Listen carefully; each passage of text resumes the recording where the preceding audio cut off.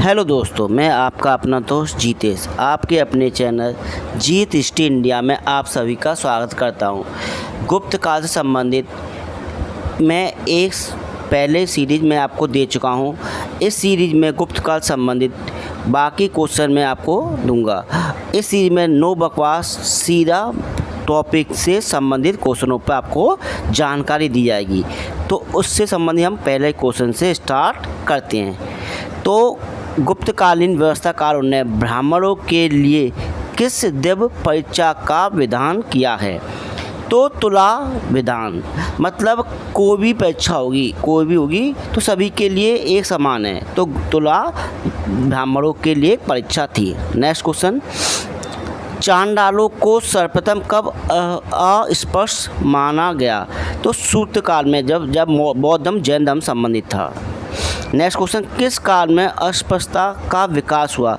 तो गुप्त काल में विकास हुआ था, ज़्यादा छुआछूत बढ़ी गई। ठीक है। नेक्स्ट क्वेश्चन, अमरकोश में अस्पृश्यों को किस जाति में रखा गया? शूद्र में जाति में। चाण व्यवस्था थी, ब्राह्मण, क्षत्रिय, वैश्य, शूद्र। शूद्रों में अस्पृश्यता को रखा गया। नेक्स्ट को, महाभारत के अनुशासन पर्व में किस राजा का नाशक कहा गया है? तो शूद्रों को राजा का नाशक कहा गया है। किसमें? महाभारत के 13वें पर्व। कौन सा पर्व? अनुशासन पर्व है, 13वां पर्व है जिसमें, है ना। गुप्त काल में चांडालों के अतिरिक्त कौन सी जाति थी? डोम और संवर नामक जाति थी। डोम गीत गाने वाली जाति थी जो सार्वजनिक मनोरंजन करते थे, और सांबर विंध्य क्षेत्र के जंगलों में निवास करते थे और अपने को देवताओं का मनुष्य मानकर मांस चढ़ाते थे। तो चांडालों के अतिरिक्त डोम और संवर नामक जातियों का उल्लेख किया गया है। तो डोम कौन सी जाति थी, मैंने आपको ये बता दिया है। और डोम कौन सी थी? जो मनोरंजन करती थी। और सांबर वो जाति थी जो विंध्य क्षेत्रों में रहकर मांस, भगवान को मांस चढ़ाती थी। तो ठीक है, इस चीज़ से हम नेक्स्ट क्वेश्चन लेते हैं। गुप्त काल में भूमि माप की सबसे बड़ी इकाई क्या थी? तो गुप्त काल में भूमि माप की सबसे बड़ी इकाई पाटक थी। तो गुप्त काल में भूमि माप में प्रयुक्त होने वाली धातु की छड़ की लंबाई रस्सी को नल कहते थे। तो नल, दंड, धनु, आड़वाप, दौड़वाप, कुलवाप, निर्वथन एवं उंगल, ये सभी भूमि माप की इकाइयाँ थीं। आपको सभी चीज़ें बात याद रखनी है। धनु, दंड, आड़वाप, दौड़वाप, कुलवाप, निर्वतन, अंगुल, ये सभी भूमि माप की इकाइयाँ थी। और भूमि मापने वाले को क्षेत्रकर कहा जाता था। भूमि मापने वाले को क्या कहता? क्षेत्रकर कहा जाता था। तो आपको सबको याद रखना, ये सब भूमि माप की इकाइयाँ हैं, लेकिन इन सब में सबसे बड़ी भूमि माप की इकाई क्या थी? पाटक थी। और सबसे छोटी इकाई क्या थी? अंगुल। तो अंगुल नहीं देता उसमें अधिकतर क्वेश्चन में आपको। कुलवा, नल, तो जो रस्सी होती थी उससे खेत को मापते थे। तो इस चीज़ को आपको बहुत ध्यान से रखना। ये क्वेश्चन एग्जाम में कई बार आ चुका है कि भूमि माप की इकाई इनमें से कौन सी नहीं थी। तो भूमि माप की इकाई आपको पता होनी चाहिए कौन कौन सी भूमि माप की इकाइयाँ थी किस काल में? तो गुप्त काल में। तो नेक्स्ट क्वेश्चन पर चलते हैं। गुप्त काल में विवाद स्पर्श भूमि को किस नाम से जाता था? अप्रदा भूमि। जो आपको मालूम है, घर में जो वाद विवाद होता है तो उस भूमि को क्या कहा जाता था? उस काल में अप्रदा भूमि कहा जाता था। नेक्स्ट क्वेश्चन, मौसम संबंधी पूर्वानुमान की जानकारी किस ग्रंथ से मिलती है? वेद संहिता। वेद संहिता के लिए कौन थे? ब्राह्मी। मतलब वर्षा होने से पहले हमें उसके बारे में दे दिया है कि वर्षा होने वाली है। नेक्स्ट क्वेश्चन, कालिदास की कृति रघुवंश में किस वंश के राजाओं का विवरण मिलता है? इक्ष्वाकु वंश के राजाओं का। राजा दिलीप से लेकर अग्निवर्ण तक के राजाओं का उल्लेख कालिदास की रघुवंश नामक रचना मिलता है। वेरी वेरी इंपॉर्टेंट क्वेश्चन है, IAS में यू आ चुका है। किस रचना मिलता है? रघुवंश में किस वंश के? इक्ष्वाकु वंश के राजाओं के बारे में जानकारी मिलती है। नेक्स्ट क्वेश्चन, ऋतु संहार में कालिदास ने किन 6 ऋतुओं का उल्लेख किया है? तो ग्रीष्म ऋतु, वर्षा ऋतु, शरद ऋतु, ये 3 ऋतुओं के बारे में तो हम जानते हैं, हम नॉर्मल जानते हैं, कुछ ही सब व्यक्तियों को पता है, लेकिन बाकी 3 हेमंत, शिशिर तथा वसंत ऋतु के बारे में नहीं पता। वसंत ऋतु को हम वर्षा ऋतु भी कहते हैं, लेकिन ऋतु संहार में इन सभी ऋतुओं को अलग अलग कहा है। आपको ग्रीष्म ऋतु, वर्षा ऋतु, शरद ऋतु तथा वसंत ऋतु के बारे में जानकारी काफ़ी होगी, लेकिन हेमंत ऋतु और शिशिर ऋतु के बारे में जानकारी नहीं होगी। और वसंत ऋतु और वर्षा ऋतु को मैं खुद एक ही मानता था, लेकिन आज के समय इस क्वेश्चन को देखने के बाद, जब मैंने पढ़ा है 2 साल पहले, तो जब से मैं इस चीज़ को अलग मानने लगा हूँ।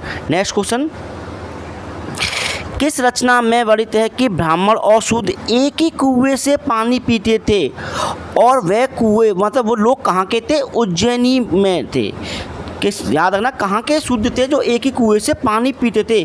तो उज्जैनी के शुद्ध थे। सबसे पहली बात तो क्वेश्चन ये हो गया आपका, कहाँ के शुद्ध थे? उज्जैनी के। और किस रचना में मिलता है? मत्स्यकटिकम में। मत्स्यकटिकम के लिए कौन थे? शूद्रक। मत्स्यकटिकम एक ऐसी रचना है जो नेकक विहीन है, जिसमें नायिका नहीं है, जिसमें रचना में नायिका नहीं है। ये आपसे क्वेश्चन पूछता है, मत्स्यकटिकम नायिका विहीन रचना है, इसमें नायिका नहीं है। और इस रचना में आपको मौर्य वंश की जानकारी मिलती है, रामगुप्त की भी जानकारी मिलती है। तो ये रचना उस समय की सबसे महत्वपूर्ण रचनाओं में से एक है। ठीक है, तो नेक्स्ट क्वेश्चन पर चलते हैं, 74 क्वेश्चन पर। सर्वप्रथम दास मुक्ति का विधान कहाँ मिलता है? नाथ स्मृति में पहले लोगों को खरीदते थे, तो उसके बाद उसके समाप्त होने का कि अब से आप में दास नहीं थे, कहाँ मिलता है? नारद स्मृति में। नेक्स्ट क्वेश्चन, सर्वाधिक दासों का उल्लेख किस स्मृति में मिलता है? नारद स्मृति में 15 प्रकार के दासों का उल्लेख मिलता है। वेरी वेरी इंपॉर्टेंट क्वेश्चन, कितने? 15 प्रकार के दासों का उल्लेख मिलता है। नेक्स्ट क्वेश्चन, किस स्मृतिकारों ने विधवा विवाह का समर्थन किया है? तो नारद और पाराशर स्मृतिकारों ने। ये गुप्त काल की स्मृति हैं सभी। गुप्त काल में गुल्म नामक कर किन उत्पादों पर लगाया जाता था?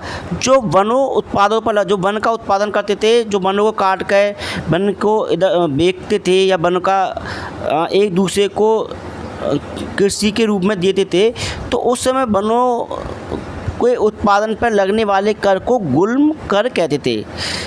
नेक्स्ट क्वेश्चन,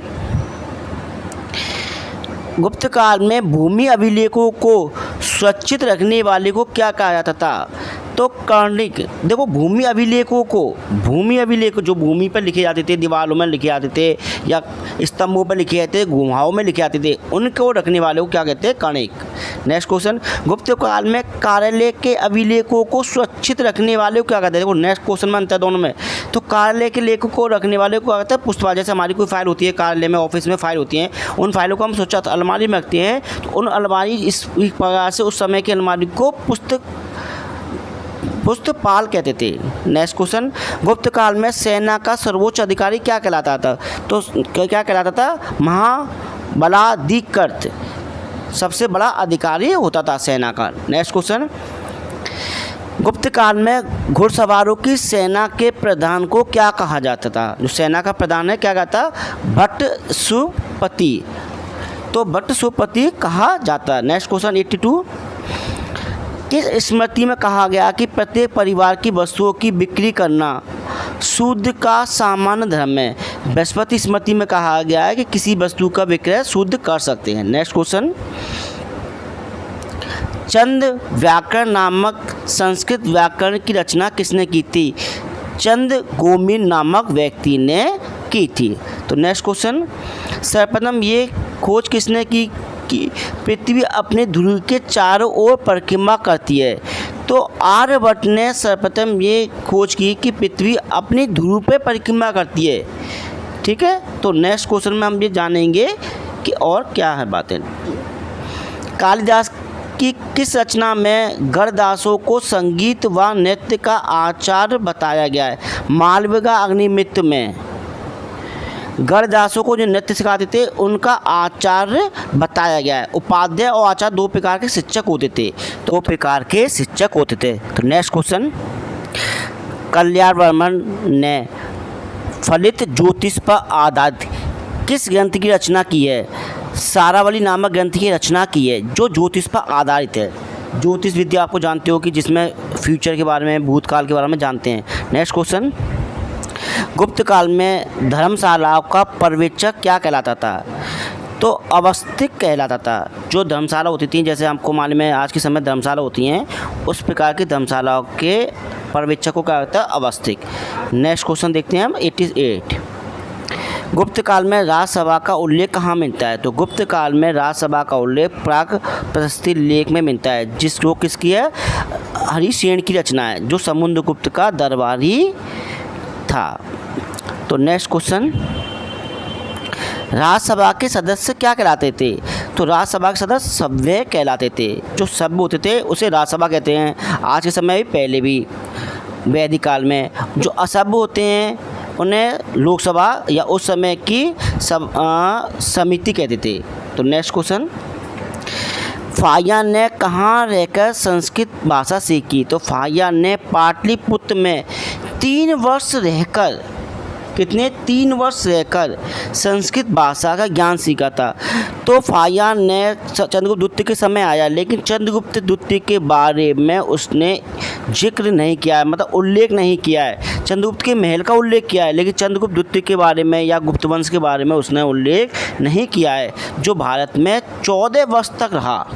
तो नेक्स्ट क्वेश्चन, किसने हुर नेता महिरकुल को पराजित कर बंदी बनाया था? तो गुप्त शासक नरसिंहगुप्त बालादित्य ने हुर शासक महिरकुल को बंदी बनाया था, जिसे एक शैतान तक की उपाधि दी है। किसको? महिरकुल को एक शैतान की उपाधि कहा गया या उपनाम कहते हैं। नेक्स्ट क्वेश्चन, नरसिंहगुप्त ने किसके कहने पर महिरकुल को बंदी गृह से मुक्त कर दिया था? मतलब बंदी बनाने के बाद छोड़ दिया था, युद्ध में हराने के बाद। तो अपनी माता चंद्रदेवी के कहने पर। देखो कई आजकल एग्जाम में गुप्त वंश से संबंधित या महिलाओं से संबंधित क्वेश्चन आते हैं, तो आपको गुप्त काल में जितनी भी महिलाएं उन सभी के नाम याद रखना है। LD गेट, SSC या PCS के एग्जाम में महिलाओं के नाम के या क्वेश्चन आते हैं, तो इसलिए नरसिंहगुप्त बालादित्य की माँ का क्या नाम था? चंद्रदेवी था। अब नेक्स्ट क्वेश्चन पे चलते हैं 93 पर।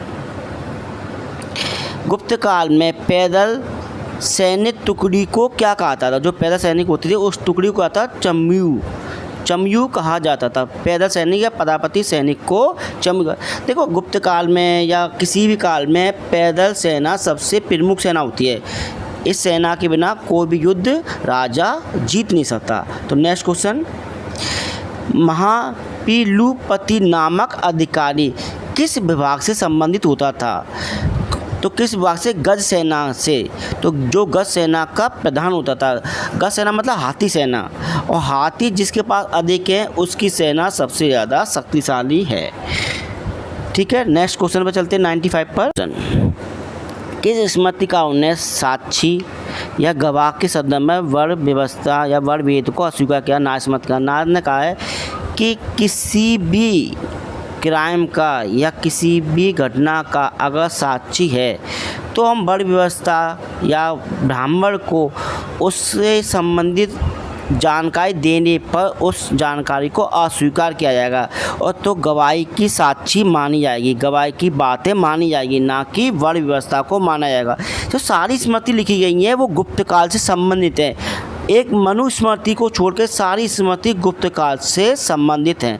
तो नेक्स्ट क्वेश्चन, सर्वप्रथम किसने ये स्वीकार किया कि पुत्र विहीन, जिसका पुत्र नहीं है, पति की मृत्यु पर पति की संपत्ति पर उसकी विधवा का पूर्ण अधिकार होगा?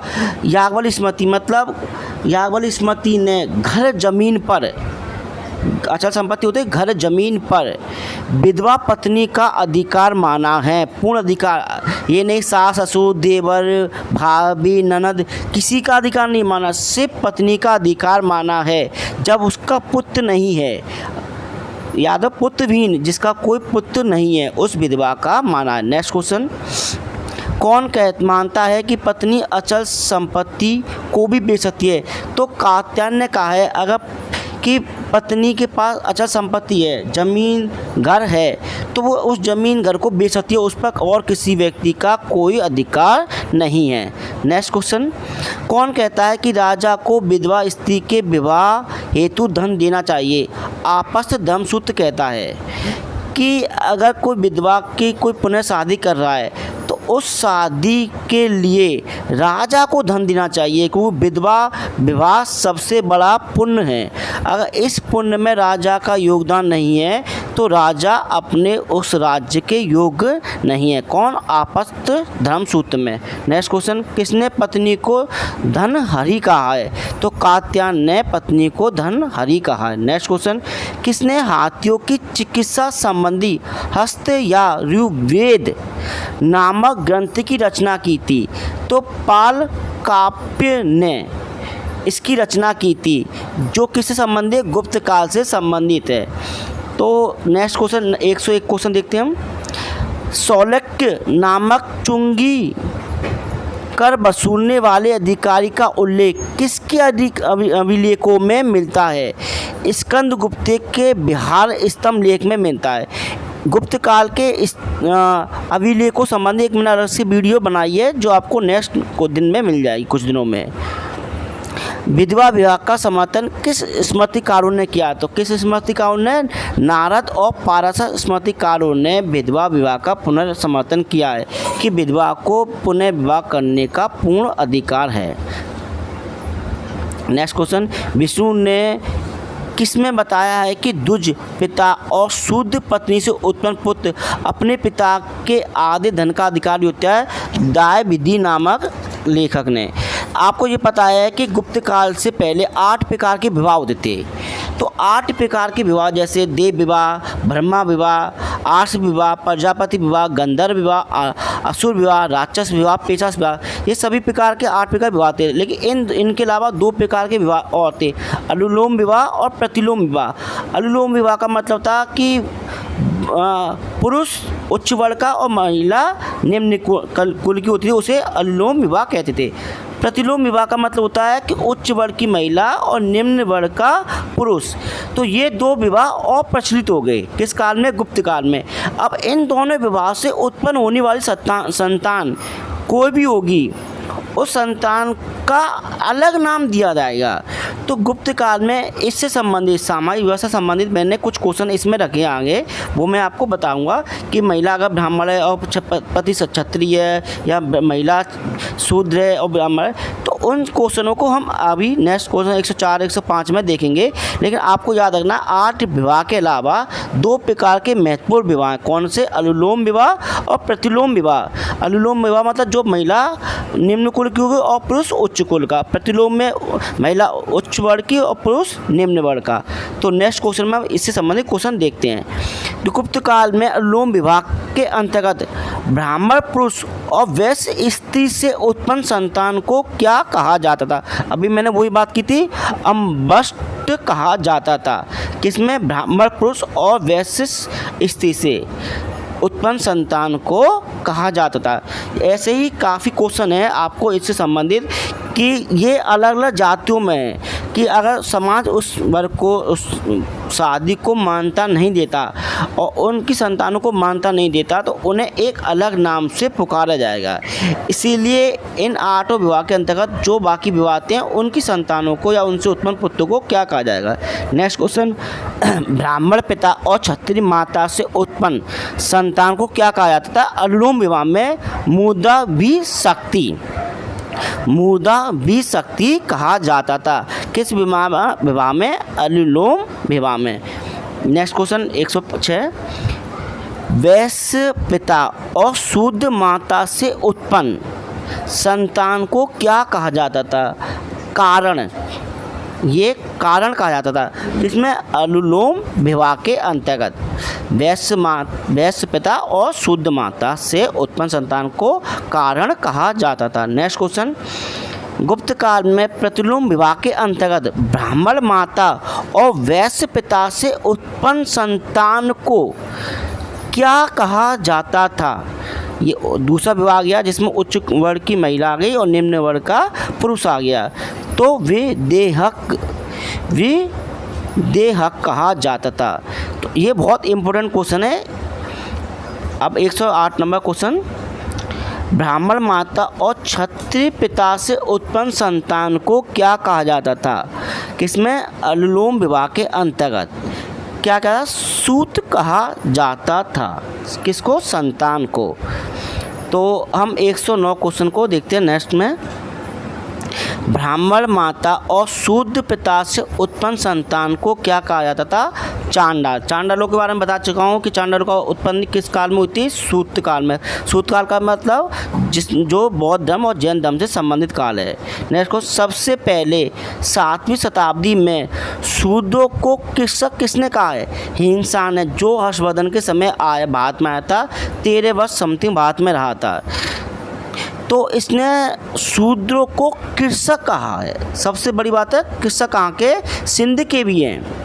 नेक्स्ट क्वेश्चन, आर्थिक दृष्टि से गुप्त काल के पतन का कारण किस इतिहासकार ने माना है? कई इतिहासकारों ने गुप्त काल के संदर्भ में जानकारी दी है। तो R.S. शर्मा ने गुप्त काल के पतन का कारण आर्थिक कारण माना है, किसी ने केंद्रीय कारण माना, किसी ने शासक कमजोरों को माना है।